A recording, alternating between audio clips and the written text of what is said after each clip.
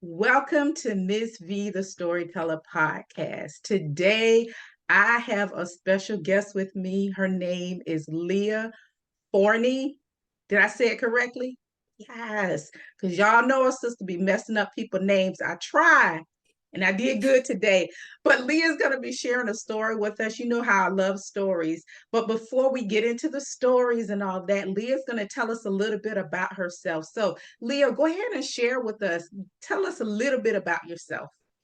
Yeah, well, first, welcome. Thank you for having me. First and foremost, I'm super excited to be on your show. Hey everybody. So I am Leah M. Forney. I'm the CEO and founder of a upcoming nonprofit called SAAVE, which stands for Sexual Assault Advocacy for Victims Everywhere. I've been a sexual assault advocate and activist for the last 10 years. After being sexually assaulted 11 years ago, I decided a year after being sexually assaulted that I was going to start speaking up and speaking out and advocating on behalf of other victims. I'm a native of Queens, New York. So shout out to the New Yorkers if you're listening. That is my hometown. I always tell people I rep it to the day I die, but I currently reside in Maryland. I am one of six. So I'm the oldest girl. My Wow. mama has six children. Oldest Woo! girl. And yeah, we love each other and fight just as much as the same. You know how if you got siblings, you know how it go. And then Yes. I'm also a mom, so I got God has blessed me to be a bonus mom to some incredible children. So I got my two youngest babies, 10 and 11, and our 21-year-old, our grown man. So I'm blessed to do that. And then when I'm not doing all of those things, I always tell people my favorite title is just to be a woman of God. Like that's Yes. just I'm a Jesus girl all day long. Yes. Yes. That you have to be in the world that we live in. You have to be a God girl, Jesus girl. But listen, you talk about the six, I got you beat. My mom is number 22 out of 22. Come on. I kid you not. I kid you not. Wow. When I tell people, they're like, what? Yeah, they didn't have a lot of entertainment back then. They were the entertainment. And I Yep. remember one of my aunties said real quickly, she said, she was like, all that land back there, they had to have somebody to tend it, because back in the day. So I was like, okay, they had a whole lot of sharecroppers or whatever you call them back then. Listen. 22, 22. Yeah. Yeah. Anyway, yes. But speaking of 22, I learned so much from my aunties and my uncles and stuff because they used to share stories with us all the time. And I think that is why I have such a passion because on my mother's side, my aunties would tell us stories all the time. But then on my dad's side, my great grandfather, he used to tell us stories all the time. So I love them. But I also learned the power behind sharing Yeah. your stories because you help people when you take the time and you share your story. It uplifts, helps somebody who's struggling and going through, and it makes it a little bit easier when they say, oh my God, she's already been through what I'm going through. Yeah. Somebody else feels the same way. So that's why this podcast is here, is for to help people to bring their stories to life and share it so that as anybody out there that's going through anything that we've gone through, they can see that we are overcomers. You have Yeah. people sitting here saying, I have overcome this situation and I'm here to share my story to encourage you that you can also overcome it. So, Leah's going to share her story. I can't wait to hear what her story is. So, you all, let's just sit back and listen. So, Leah, please go ahead and share your story. Yeah, absolutely. So, my story is saturated in childhood trauma. I was born to two addicts. My mom and my dad both battled with addiction. My mother was a drug addict her entire life up until the day she passed away. My dad, he dealt with alcoholism and dibbled and dabbled in drugs as well as incarceration. Both my parents were in and out of the prison system. And so growing up, I was actually raised by my maternal grandmother, my aunt, and my grandfather. And so I grew up in an area of Queens, New York called Jamaica. And a lot of my friends came from two-parent households. And so I always felt like as a young kid, like I kind of stood out like a sore thumb because I was going home to grandma, grandpa, and auntie, right? So I always felt really, really different. And I couldn't understand why that had to be my journey. Why couldn't I be raised with mom and dad? And so it wasn't until like my grandmother started telling me at a young age that, you know, my mom was just struggling with some issues. That's what she used to call them back in the day. It wasn't until I was Mm-hmm. probably a teenager that she actually used the word drug addiction. And I will tell you, even as a young kid, I knew that it was something deep because I could recall going to like the doctor's office and a doctor would ask my grandmother about my parents and she would be like, we got to talk about that in private. You know, it was like a whole secret thing that my parents were addicts. And so growing up, not having my mother and father, I dealt with a lot of abandonment issues. I dealt with a lot of Mm. rejection. And those issues led to me having some really intense emotions. So I found myself always getting into fights. Like I was Wow. that kid that like if you know how kids would crack jokes or they would play the dozens like we used to call it back in the day, and they would start talking about my mama, like, don't do that. Ooh, right? Because That's most people. yeah, I was like, mm-mm. So it was constantly triggering when people would crack jokes about my mother, about my father, and so I found myself always getting into fights.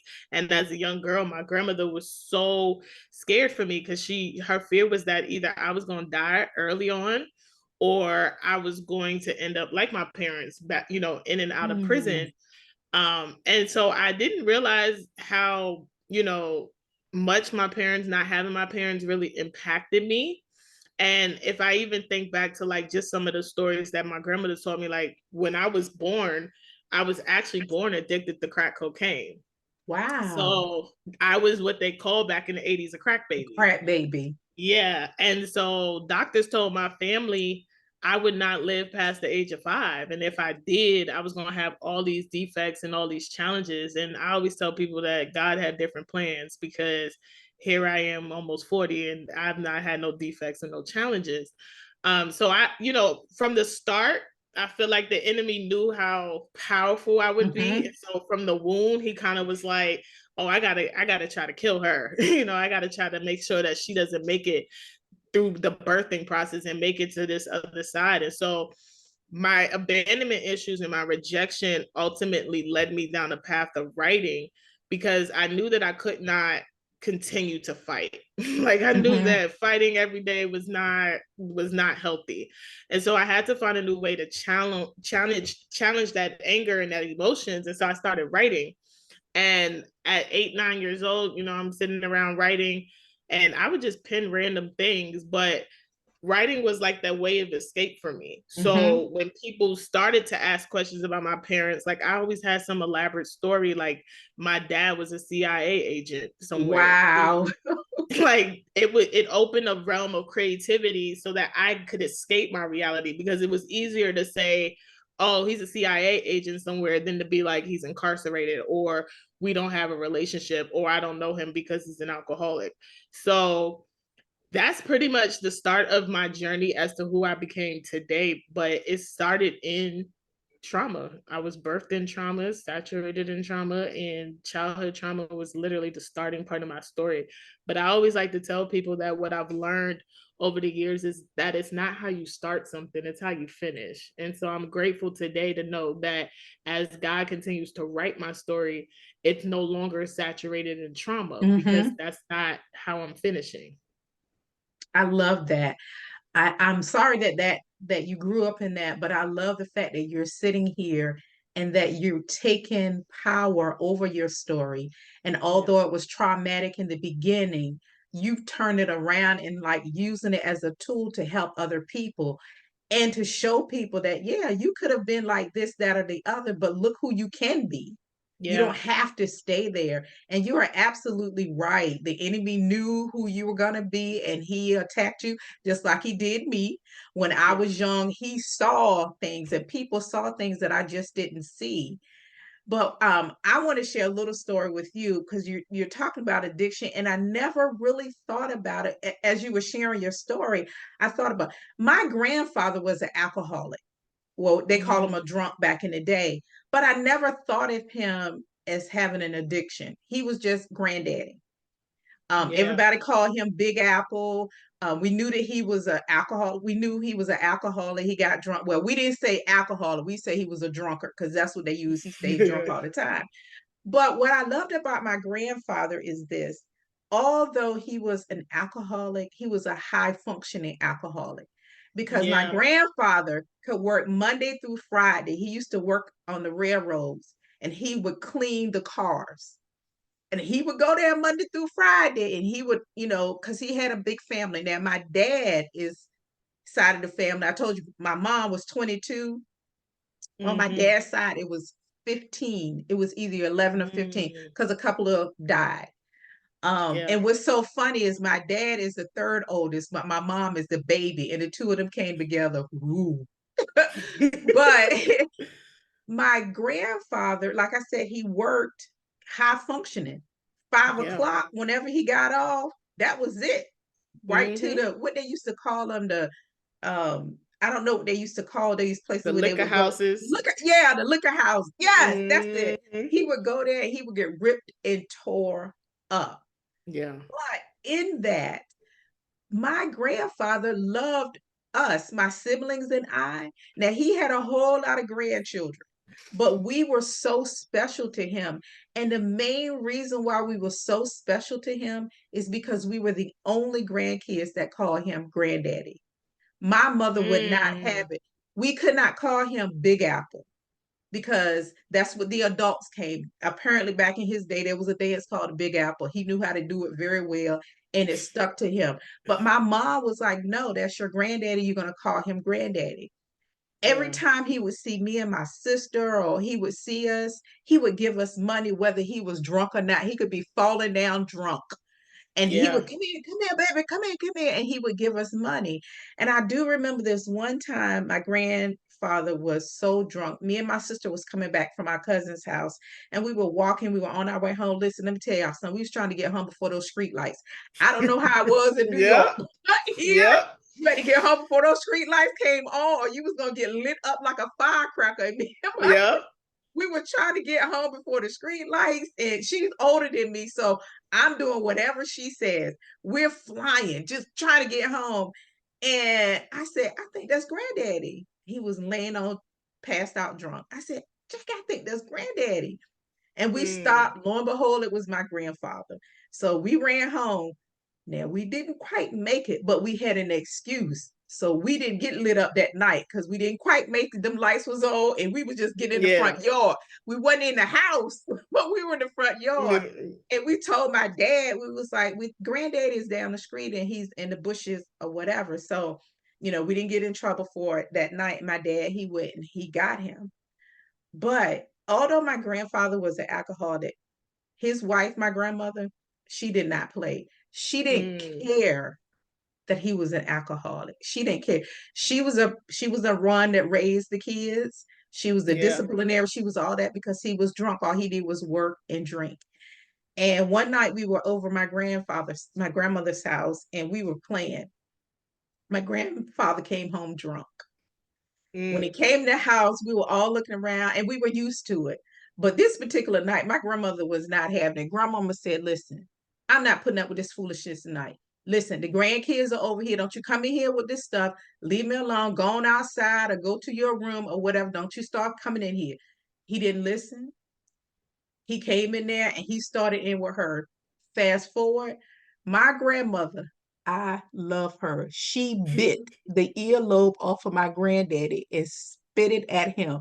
That's how mad she was because she told him to leave her alone. My Wow. auntie is looking for the bottom of his earlobe, is just bleeding. My dad and my uncles come in the house and get him and take him out of the house. And what is so ironic about that whole thing, that is the last memory I have of my grandfather. Mm. That is so sad. Wow. But we did not, I am so grateful that God looked upon me and my family because none of us, that is something that we just don't do. We don't drink. I mean, maybe socially, but we learned so Yeah. much from him. And we was like, we're not going to be like him. And none of my Yeah. mother is four of us. Nobody, my mom, my dad, none of us. We don't do that. That is not Yeah. something that we tolerate. And I think that's what happens with us when we grow up in those situations. We either do like your grandmother, I think you said your grandmother said you were going to either end up in jail or like Yeah. this, or you were going to do this. I think that's what we do. We say we either follow that path or we Yeah. just, I'm not going to do it. We're not gonna do it. Yeah, that was me. I made So, that decision young, that I was like, I'm not, I'm a social drinker, and people laugh when I say I have a 2 drink maximum. They're like, maximum? You mean minimum? I'm like, no, maximum. Like like after two is done. And yeah, I think watching my parents, watching addiction, and like you, my grandfather battled with addiction himself too. So mhm, like watching it play out in my family, like you do kind of make a subconscious decision like early, like either you're gonna follow that same path or you're gonna be like, nope, I'm not gonna end up like that. Like some of my siblings battled with their own addictions, and I just mhm. happened to be one of them that was like, nope, it's not gonna be me. That leads me to the question that I want to ask you. Being that you are the person that you are, and you make the decision that you decided, I'm not going to do this or whatever. Do you have family members that are envious, jealous of you because of your path? I asked that question because my family does. Yeah. My cousins, some of our, because none of us are like that. We all have been successful in our lives. We all, I'm not saying that it's all my dad, because my parents got divorced when I was very young. So my mom raised us, but we were influenced by her family who were God people, you go to church and all that. So we Yeah. had a lot of their influences. But we have cousins and everything. They look at us, y'all think y'all better than we don't think any of that. We just living our lives and we made better choices. You had the same Yeah. opportunities. So did you go through that? Yeah, unfortunately, I'm like the black sheep in my family. Even amongst my sibling circle, like we're all so very different, and they do look at me like that. Like, me and my sisters, as we're not as close as I would like, because they have this animosity of like, you moved away, you left home, you did this, and it's like you said, it's decisions, right? And so one of the things I always try to tell them, even with my siblings, is like, all of us are the sum total of our decisions and our choices, right? Like your life is a reflection of the choices you made. And so for me, it was making a decision to do what was best for me. But yeah, unfortunately, when you decide to go against the grain, you kind of become the black sheep. Like Yes. you become the Mm-hmm. person that's outcasted, because it's like, well, no, this is what's been happening in our lives and in our home generation after generation. And that's when I kind of realized that the black sheep is really the generational curse breaker, because we make a decision to like stop it in its tracks. We're like, all right, grandma couldn't do it, great grandma and them couldn't do it, mom and dad couldn't do it, my siblings can't do it, auntie and them can't do it, I'ma do it. And so I think that's one of the reasons why, as much as it hurts to be the black sheep and Mm-hmm. feel outcasted, Mm-hmm. we have to, because we're the curse breaker. We're the one that generational wealth will now come from, and generational Yes, blessings will now come absolutely. from. So yeah, Yeah, absolutely. yeah. I think I'm glad you said that, because you're helping me to see something differently that I've never seen before, because I am different. Out of the four of us, I am the one that's the most different. And I Yeah. know that God chose me. I know that I was chosen. Not that God didn't choose my siblings or whatever, but He's like, I have a special assignment for you, and I'm doing His assignment, and it makes it a Yeah. little bit different. But for those people who are out there that are battling or going with the same thing you went through, they may have a father, a mother, or Yeah. someone. What be some advice that you would give them to help them, especially if they're open? Because there's some people, I'm gonna do whatever and whatever, but then there are some people that like on that line, I just need a word, I need Yeah. something to help me. Yeah. Yeah. Yeah. Yeah. I would say like heal and deal, right? Because I unfortunately we can't pick our family, we can't pick our parents, we can't even pick who we are connected to. But what we can do is we can control the response, and we can control Hmm. how we allow what happens to us to impact us. So I've had to be on a healing journey probably for the last 6 years of my life, really unpacking my childhood trauma, really like getting to understanding who my parents were and going on a healing journey. And I always say, if you a kingdom like me, you can have the cross and the couch, right? Like you don't have to choose between God and your relationship with God and whether or not to go to therapy. Like use wisdom, know when you need professional help, and Mm-hmm. seek out that help. But one thing that therapy and even God has helped me to do is really begin to humanize who my parents are. Because I think oftentimes what we do as little girls and little boys is we kind of put our parents on pedestals and we Yes. see them as this like untouchable person that can never do anything wrong. When the truth of the matter is, like, they're human and Mm-hmm. they're navigating life with their own tools and their own baggage. And so when you begin to heal and really recognize, like, oh, wait, my mom was just another woman, like, Mm-hmm. really trying to figure this thing life out. My dad was just another man, really trying to figure this thing out. It really begins to soften that place where your heart might have been hardened towards them because you felt like you didn't get what you deserve or they didn't do you the right way or whatever you were feeling. And you start to be like, wait, they no different than me. Right. And they just had their own set of tools or their lack of tools, right? Because coming from our parents' generations, like their parents were just doing the best that they could do, right? So when you really start to humanize the impact of trauma and realize that people, your parents, your grandparents, your caregivers, everybody was just doing the best with the little or Mm-hmm. lack of tools that they got, it begins to soften the blow and you begin to see them for the human that they are. But you're not going to be able to do that if you don't go through a healing journey where you begin to unpack the trauma and start to operate in forgiveness, and Oh, not just forgiveness to them, but forgiveness of self. Like yes. learning to forgive you for harboring the anger and the resentment, right?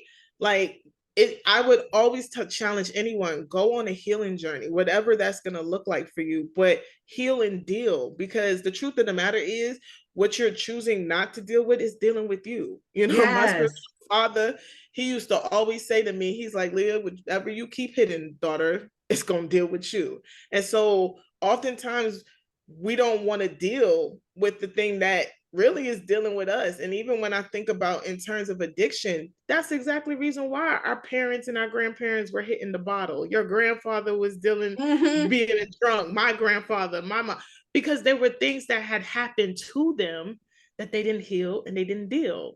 And so the only thing they knew to do was numb it, and they numbed it with alcohol or substance. But the thing about drugs and alcohol is that once you're done being drunk, once you're done being It's still high, there. that thing's still right there. It's sitting there like, Mm-hmm. hey, how are you? Remember me? Like, so Yes. you're gonna have to deal with it. Oh, you have dropped some nuggets. I love it. The forgiveness piece is so important because you have to forgive them. But God had to show me, not only with my grandfather, but with my dad, because my dad picked up a lot of my grandfather's ways. And Yeah, that affected me as a little girl. But God had to really help me to understand what you said, that they are human. My dad is not perfect. He's yeah, lived his life. He made the choices that he made, whether I agree with them or not. I can't go back and change the past. I just have to accept him the way he is, yeah, with boundaries. Because if you have a parent, not that I have boundaries with my dad, because we finally got to the point where we're over all that stuff. We can be around each yeah. other and all that. But if you have a parent, and I learned this from my therapist, because I went to therapist. I was on a couch where I was Come sitting in the on. chair, but I went because I needed it. I couldn't get it right in my head, Yeah, and I couldn't get the voices and all this stuff to the point where I could really hear from God. And I needed somebody. Thank God she was a God girl, a lady. She went to my church. She was a therapist, one of the best therapists. Loved that. God gave me the best. And she yeah, really helped me. But I really had to just say, this is who he is. I forgive yeah. him, and I had to move on. But if That's it. your parent, because she was sharing a story with me, and she said that her mother-in-law kept saying negative things about her around her children. She got to the point she forgave her mother-in-law, but she had a conversation with her, and she told her, if you do not stop talking badly about me around the kids, then you will not have a relationship, because I cannot have that. Just don't even say anything about me when you're around them. And she had to put boundaries on it. She did the forgiveness, she did all the things that she needed to do, but she kept talking about it. And so she stuck to her boundaries. She couldn't see her grandkids until she did that. So I think sometimes you do have to have boundaries if they're still hurting you. Sometimes they can't be in your life. But thank you for sharing that and saying all that you did, because it is so true. But this is one of the questions I love to ask. I ask all my guests for the most part. When you look back over all of that that happened to you, what is that you may have answered this, I can't Mm-hmm. remember, but what is the biggest lesson that you learned? The biggest lesson I learned from my grandfather and from everything watching him is that my grandfather was human, but he had a good heart because he loved us. He treated Yeah. us so, even drunk, the dude would go in his pocket and give us money. He knew us all because we call him granddad. So I learned that even when you're in an addiction or whatever, you still can have a good heart. Bad decisions, Yeah. but a good heart. So I learned that. So what was like a major thing that you learned from your story? I think the two things that I could say stands out every single day about my own story is I've learned compassion for others and I've learned grace. Oh, Like I've yes. learned how to extend grace even when you don't understand someone's journey. Just being able to extend grace and again recognizing like we're all human navigating this human experience, like every last one of us. And so I've learned how to be compassionate and really empathize with people, even my own parents, but then also how to extend grace. Yeah, that is so key. You have to, because you would want someone to give you grace when you mess up. It's Right. like putting the shoe on the other foot. Think about it. How would you want, if it was you in that situation, how would you want Yeah. somebody, and having grace? I love that. So I know you have a lot of things going on. So share with us, because I want my listeners to be able to connect with you, especially if anybody's in your shoes Yeah. and they don't feel comfortable, but they've heard your story and they say, you know what? I like her. I think that I could open up to her. Where can they find you? What do you have going on? If you have something that could help them, please share. Because I'm all about helping people, helping people to be freed and all that. So please tell Yeah. us, help us. Yeah. So I'm on social media everywhere as Leah M. Forney. I tell people all the time that's probably easiest way to find me.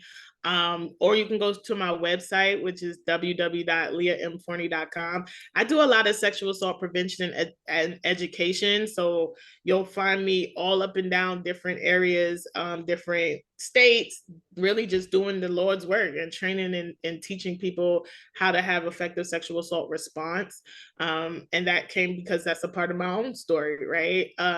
But then I have a podcast as well. It's called Hey Queen Thrive. New episodes air every Thursday, so you can always catch me on Hey Queen Thrive. But yeah, find me on social media, Leah M. Forney, or shoot me an email at info@leahmforney.com. I would make sure all of that is in the show notes so that you can connect with her and listen to her podcast, because you can learn a lot by listening to podcasts. I mean, today you've learned a lot, Yeah. about, even if you've never experienced what she experienced, you may run into somebody and you can say, hey, I know somebody that you need to talk to. I know Yeah. somebody that you need to listen to her story. So we want to support her. We want to listen to her podcast and connect with her, just in case you go through it or you find somebody that's going through it. So, Leah, thank you so much for being here, sharing your story, and dropping all those nuggets. You all may have to re listen to this again, because when I edit, I don't really get a chance to listen to it, but I'm going to listen to this again because there's so many good nuggets. So thank you for being Yes. here and just sharing. Yeah. Thank you for having me. I appreciate it.